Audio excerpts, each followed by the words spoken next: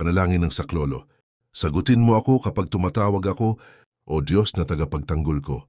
Binigyan mo ako ng silid, nang ako'y nasa kagipitan, maawa ka sa akin, at dalangin ko'y iyong pakinggan. Ho tao, hanggang kailan magdaranas ng kahihiyan ng aking karangalan? Gaano katagal mo iibigin ang mga salitang walang kabuluhan at hahanapin ang kabulaanan? Sela. Ngunit alamin ninyo na ibinukod ng Panginoon para sa kanyang sarili ang banal. Ang Panginoon ay nakikinig kapag sa kanya ako'y nagdarasal. Magalit ka, subalit huwag kang magkakasala. Magbulay-bulay ka ng iyong puso sa iyong higaan at tumahimik ka, Sela. Maghandog kayo ng matuwid na mga alay at ang inyong pagtitiwala sa Panginoon ilagay. Marami ang nagsasabi, sana'y makakita kami ng ilang kabutihan. O Panginoon, ang liwanag ng iyong mukha sa amin ay isilay.